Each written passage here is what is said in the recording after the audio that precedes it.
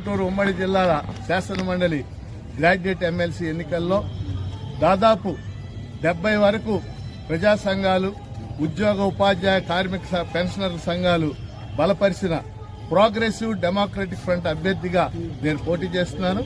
ఈరోజు నామినేషన్ చివరి రోజు నామినేషన్ వేస్తా ఉన్నాను. 2007లో శాసన మండలి తిరిగి పునరుద్ధరించిన తర్వాత పీడీఎఫ్ ప్రోగ్రెసివ్ డెమోక్రటిక్ ఫ్రంట్ ను మేము ఏర్పాటు చేశాం. ఇప్పటికీ ఈ 18 ఏళ్లలో 14 మంది పీడీఎఫ్ తరఫున మేము శాసన మండలి సభ్యులుగా గెలుపొందడం జరిగింది.